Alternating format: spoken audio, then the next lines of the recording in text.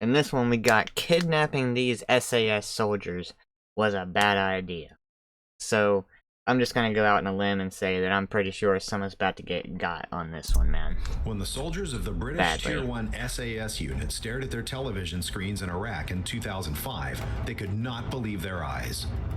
The footage on local news channels showed two of their comrades, badly battered, tied to a chair, their faces exposed for all the world to see.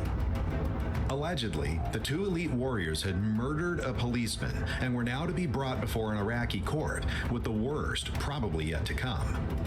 For the men of the SAS, it was clear. No matter what happened in the coming hours, they would not leave their brothers to the mercy of the enemy under any circumstances. Yes, sir. A plan to free the hostages was hatched. However, the British government suddenly seemed not to care about the lives of their own soldiers anymore, and the whole rescue mission was on a knife's edge. What followed next was a struggle between the SAS soldiers fighting for the lives of their comrades and the political leadership, who were completely oblivious to the situation on the ground. It all began on September 19, 2005, when the operators Campbell and Griffiths were conducting an undercover mission in the Iraqi city of Basra. Disguised in civilian clothes, they drove around the country in an inconspicuous vehicle to shadow a corrupt police chief who had connections to terrorist organizations. This was not just any mission, but an official cooperation with the famous British intelligence service, MI6. After the SAS soldiers had gathered enough information and were about to leave the city, they ran into an Iraqi checkpoint. Oh boy. Only a few days earlier, British soldiers had already arrested another police mastermind, and the atmosphere between the two parties was correspondingly tense. To prevent the situation from escalating even further, the highly trained soldiers initially tried to talk their way out of it. But when the Iraqi police officers refused to calm down and suddenly even tried to drag them out of their vehicle, the operators wouldn't take it anymore. They opened fire, They blasted wounding his two of ass. the attackers and stepped on the gas. A wild chase through half the city ensued until the soldiers realized that they could never get away on their poorly motorized undercover car. Once again, they tried to resolve the situation diplomatically, laying down their weapons and getting out of their vehicle. However, the Iraqis beat up the soldiers and dragged them to a prison in Basra, where they forwarded their pictures to a news agency. When the soldiers from the 22nd SAS Regiment in Baghdad saw the footage of their comrades, they immediately moved to Basra and prepared for an imminent hostage rescue. Yes, sir, man. Campbell and Griffiths, meanwhile, took advantage of their excellent training, which had prepared them for situations like these. They gave the kidnappers just enough information to keep them alive, but didn't reveal major secrets. Soon their comrades would burst through the door, kill all hostage takers, and free them. Or at least that's what they thought. Because while the captured SAS soldiers were fighting for their lives, their commanders weren't reaching anyone to authorize the rescue mission.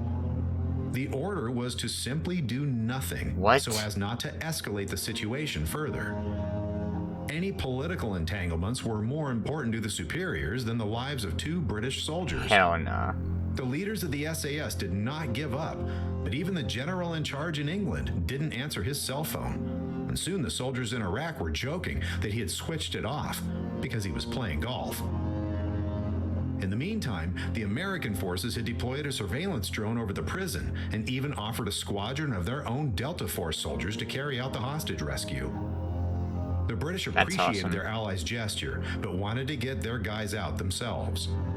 After all, it was not due to the SAS's lack of motivation or willingness, but simply to indecisive leadership that a rescue mission had not yet been initiated. The then Colonel John Lorimer, commander of the 12th Mechanized Brigade and former paratrooper, finally took the initiative despite the lack of command and sent his men to the prison. Legend. The tanks made their way through the narrow streets of Basra and set up a security perimeter around the complex, but initially had no permission to storm the buildings. After Campbell and Griffiths were portrayed on television as enemy spies, thousands of people gathered around the police station and tried to break through the British perimeter. Molotov cocktails hailed down on the tanks and their crews, who were completely at a loss without clear orders. Occasionally, there were even exchanges of fire. As a last attempt to resolve the matter diplomatically, the British sent two officers to the prison, but they were immediately captured as well. The situation continued to escalate, and the SAS soldiers had to watch from a distance as the window for a hostage rescue closed more and more.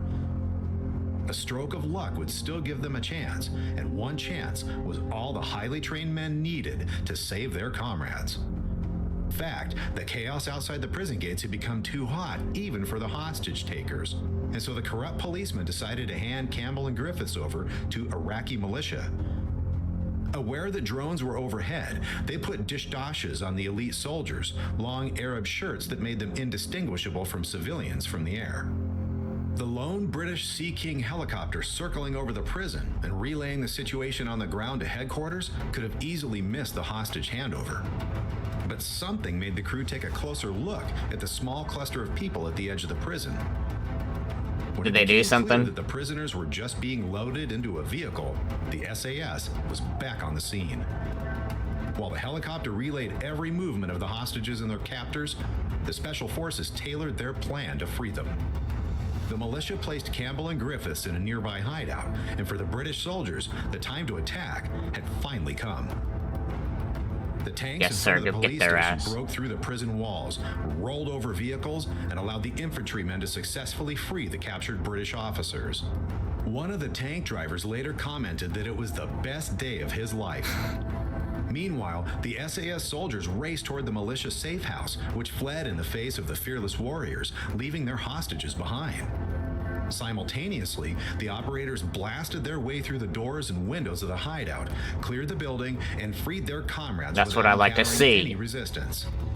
The relief and joy on both sides was enormous, but from a political perspective, the incident was far from over. As it turned out, the SAS had acted independently, and the order to attack was only meant for the forces outside the prison. The elite warriors had simply not seen fit to gamble with the lives of their comrades any longer. Yeah, I and had wouldn't. made the decision to attack on their own. Respect According to that, some man. sources, there were even indications that the hostages were about to be executed, and the soldiers had saved their brothers from certain death. After everything had cooled down, the British leadership subsequently authorized the hostage rescue.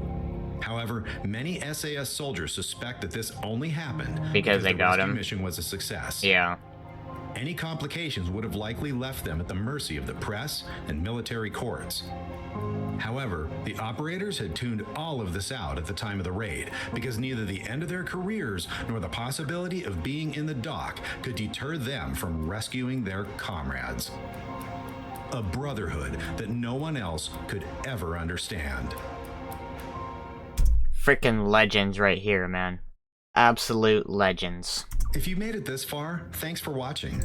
There was no way they were gonna sit there and be like, oh yeah, let's just let them two go. That it's fine. Hell nah, man. What? I've never been in the military, but I'm willing to bet that nobody that ever has been in the military has been in their position, you know, out there in the field, on the ground.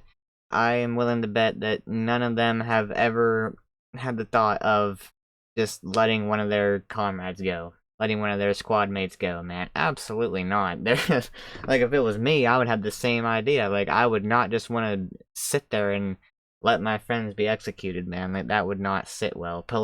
Whether it's okay politically or not, like, I would have the same, you know, mindset as these guys. And freaking massive respect to them, man. They went in and handled business, and they... yeah, the reason why it was okay politically and why they authorized it was because it was successful. If they had failed, like he said, it would have not been authorized and they would have been in some shit. But, you know, even if it had have failed, if it was me, I'd have been okay with it, man. You know, I wouldn't be okay with my friends being executed or killed or whatever, but, you know, I would have been okay with the consequences because I wasn't just a pussy and just sat around and didn't do shit about it. But yeah, that I love shit like this, man. People getting their ass handed to them. I love it, man. Hope y'all enjoyed. If you did, please drop a like, hit the subscribe button. I'll catch y'all in the next one. Peace.